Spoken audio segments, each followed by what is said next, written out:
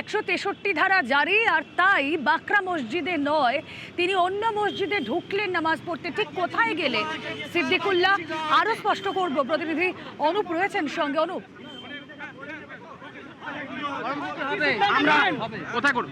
আমরা অন্য জায়গায় নামাজ পড়বো, মজবুর কিছু করার নাই। আমরা থানায় দিয়েছি, মুখ্যমন্ত্রীকে দিয়েছি, সবাইকে চিঠি দেওয়া হয়েছে।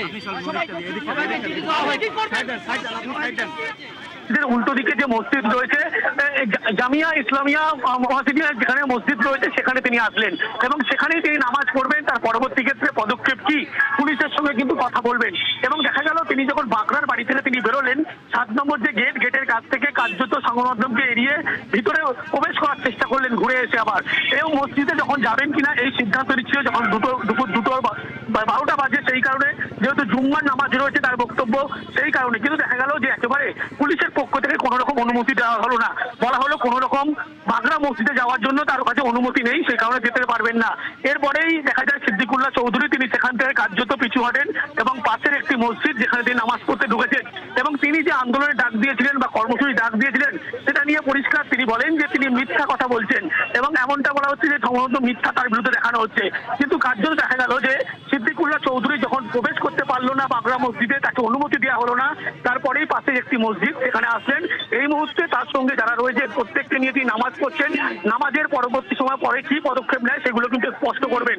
এবং এই মুহূর্তে দেখা যাচ্ছে সিদ্দিকুল্লাহ চৌধুরী পাশেই একটি মসজিদ, যে 7 নম্বর গেটের উল্টো দিকে, যেখানে বাগড়া মসজিদের উল্টো দিকে, সেখানে প্রবেশ করেছেন।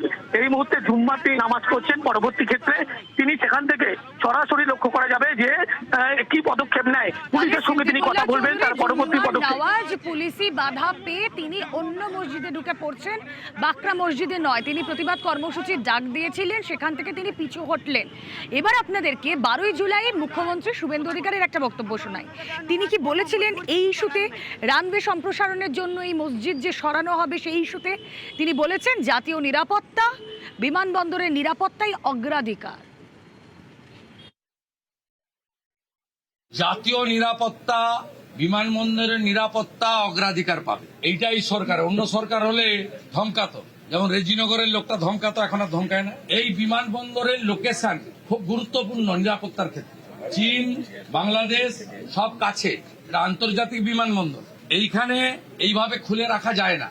আমরা তো ধর্ম পালনে কাউকে বাধা দিইনি। বকরি ঈদও করেছেন, পশু হত্যা আইন মেনে করেছেন, মহরমেও বেরিয়েছিলেন অস্ত্র বাড়িতে রেখে, কোনো অসুবিধা নেই। ভদ্র থাকবেন, আইন মেনে চলবেন, ডিজে থেকে দূরে থাকবেন, নিজের ধর্ম নিজে পালন করবেন, অন্যর কানে গিয়ে ফুফু করার দরকার নেই। সব ঠিক চলবে, সুন্দর চলবে। আর বন্দে মাতরমটা গাইতে হবে, ঠোঁট না নাড়ালে হবে না, আমরা লক্ষ্য রাখছি। রানওয়ে সম্প্রসারণে মসজিদ সরানোর পরিকল্পনা। আজ প্রতিবাদ কর্মসূচির ডাক দেন সিদ্দিকুল্লাহ চৌধুরী। তিনি ঘটনাস্থলে পৌঁছন, তিনি এই 7 নম্বর গেট, এয়ারপোর্ট 7 নম্বর গেটে পৌঁছন। তিনি যাওয়ার চেষ্টা করেন বাকরা মসজিদে নামাজের জন্য, জুম্মার নামাজ আদায় করতে তিনি যাওয়ার চেষ্টা করেন, কিন্তু তিনি বাধাপ্রাপ্ত হন। কারণ ইতিমধ্যেই আপনারা জানেন যে ভারতীয় ন্যায় সংহিতার 163 ধারা সেখানে জারি রয়েছে। কোনো অপ্রীতিকর পরিস্থিতি যাতে তৈরি না হয় তা এড়াতে সতর্ক ছিল পুলিশ। তাকে বাধা দেওয়া হয়, সিদ্দিকুল্লাহ চৌধুরীকে বাধা দেওয়া হয়। তারপর তিনি অন্য মসজিদে নামাজ আদায় করতে যান, কিন্তু তিনি পুলিশের সঙ্গে কথা বলে পরবর্তী পদক্ষেপ ঠিক করবেন বলেও জানালেন। আবারও চলে যাব অনুপের কাছে। অনুপ, তিনি এই মুহূর্তে জুম্মার নামাজ আদায় করতে গেলেন অন্য মসজিদে, পুলিশের সঙ্গে তিনি কথা বলবেন, কি পদক্ষেপ করতে পারেন? দেখো, এই মুহূর্তে সিদ্দিকুল্লাহ চৌধুরী পাশেই একটি মসজিদ 7 নম্বর গেটের উল্টো দিকে, সেখানে নামাজ পড়ার জন্য গিয়েছেন। যেহেতু জুম্মার নামাজ রয়েছে আজকে শুক্রবার, সেই কারণে তিনি আসলেন। এবং দেখা গেল যে বাগড়া তার যে বাড়ি, সেখান থেকে বেরিয়ে সরাসরি তিনি যখন পুলিশের সঙ্গে কথা বলতে যান, সেক্ষেত্রে লক্ষ্য করা যায় তাকে বলা হয় কোনো রকম অনুমতি নেই এবং তিনি যে আন্দোলনের ডাক দিয়েছিলেন বা কর্মসূচি সেটা কিন্তু কার্যত তিনি অস্বীকার করেন। বলা হচ্ছে তার নামে মিথ্যা কথা বলা হচ্ছে, তিনি এমন কোনো কথা বলেননি। তার পরবর্তী দেখা গেল গাড়ি ঘুরিয়ে তিনি পাশে একটি মসজিদ, সেখানে ইতিমধ্যেই নামাজ পড়ার জন্য এসেছেন। যে মসজিদে নামাজ পড়তে এসেছেন তিনি, ছবিটা একবার দেখানোর চেষ্টা করব।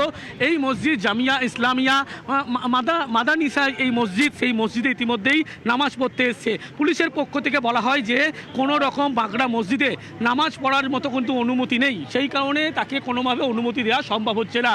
এবং পরবর্তী ক্ষেত্রে তিনি বেশ কিছু নথি দেখাতে চান। পুলিশের পক্ষ থেকে বলা হয় 163 ধারা লাগু করা হয়েছে, তার কারণে এই ব্যবস্থা করা হচ্ছে নিরাপত্তাজনিত কারণে। সেই কারণে সেই মসজিদে নামাজ পড়তে পারবে না, নিয়ম অনুযায়ী যার যেখানে বাড়ি বা যে এলাকায় যে মসজিদ রয়েছে সেখানে নামাজ পড়তে পারবে। এবং তার পরবর্তী ক্ষেত্রে তিনি জানালেন তাকে অনুমতি দেওয়া হলো না। শেষমেশ কার্যত পাশের একটি মসজিদ, যে মসজিদে ইতিমধ্যেই সিদ্দিকুল্লাহ চৌধুরী সহ তার যে লোকজন আরও যে ছিল মুসলিম সম্প্রদায়, তারা এই মুহূর্তে নামাজের জন্য এসেছেন। দুপুর 12টায় আজকে শুক্রবারের জুম্মা বারের যে নামাজ, সেই নামাজ পড়ার পরবর্তী ক্ষেত্রে তিনি সংগঠনের মুখোমুখি হবে এমনটাও বলছে, কিন্তু পরবর্তী কি পদক্ষেপ তিনি নেবেন সেটা কিন্তু স্পষ্ট আরও করবেন। একেবারে আমরা তোমার সাথে আমি আবারও কথা বলছি, কিন্তু সিদ্দিকুল্লাহ চৌধুরী তিনি অস্বীকার করছেন যে তিনি এই ধরনের কোনো প্রতিবাদ কর্মসূচির কথা বলেননি।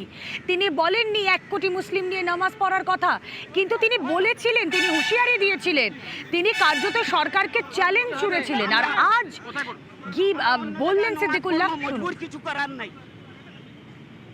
সবাইকে চিঠি দেওয়া হয়েছে। আপনারা কি করে নামাজ পড়বেন? কমিটির লোকের সাথে কথা বলেন, কমিটির লোক আমাদেরকে পারমিশন দেন না, আমরা পড়বো না। আমরা চাই না অশান্তি, আমরা শান্তি চাই।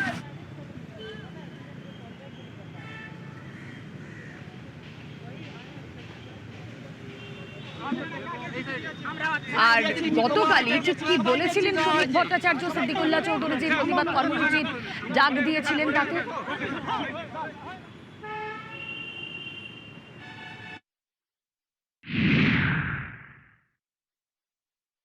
1 কোটি মানুষ নিয়ে 7 নম্বর গেটে তিনি জমায়েত করবেন মসজিদ নিয়ে করবেন।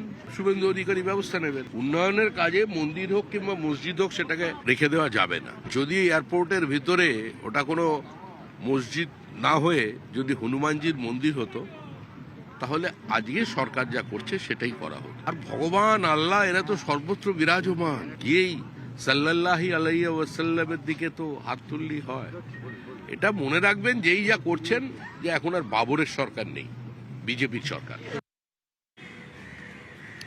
দীর্ঘদিন আগেই সমস্যার সমাধান হওয়া উচিত ছিল, তৃণমূল জামানায় সদিচ্ছার অভাবেই সমাধান হয়নি। সরব কেন্দ্রীয় শিক্ষা প্রতিমন্ত্রী সুকান্ত মজুমদার।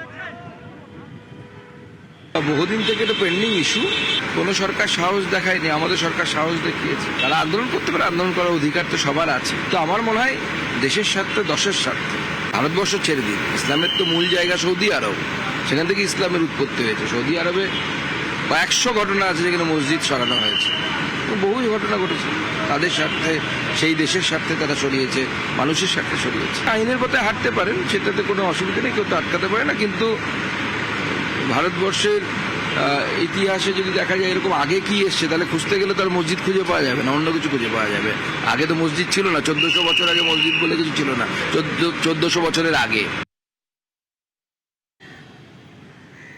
আচ্ছা, সিদ্দিকুল্লাহ চৌধুরী বেরিয়ে ঠিক কি বললেন একবার শুনুন আপনারা। কিছু হবে না, হবে না। এই যে কর্মসূচি করলেন, আপনি তো কর্মসূচি করেছিলেন না, আপনি তো ঘোষণা করেছিলেন সিদ্দিকুল্লাহ বাবু, জায়গায় জায়গায় তো বিক্ষোভ করবেন বলেছিলেন।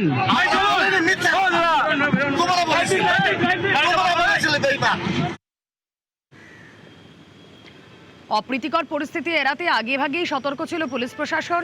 টহলদারিতে 200 কেন্দ্রীয় বাহিনী মোতায়েন ছিল, এলাকায় রাজ্য পুলিশের 250 ফোর্স মোতায়েন ছিল। 7 নম্বর গেট এয়ারপোর্টের বাকরা মসজিদ যাওয়ার যে জায়গা, সেখানে ভারতীয় ন্যায় সংহিতার 163 ধারা লাগু ছিল। আর সেখানে সিদ্দিকুল্লাহ চৌধুরী যখন পৌঁছলেন, এয়ারপোর্ট চত্বরে গিয়েও তিনি ফিরে এলেন, প্রতিবাদ কর্মসূচি না করেই ফিরে গেলেন। তিনি গেলেন জুম্মাবারের মসজিদ, জুম্মাবারের নামাজ আদায় করতে পাশের মসজিদে, এবং সেখানেই তিনি এখন রয়েছেন। তিনি পুলিশের সঙ্গে কথা বলে পরবর্তী পদক্ষেপ ঠিক করবেন বলে জানিয়েছেন।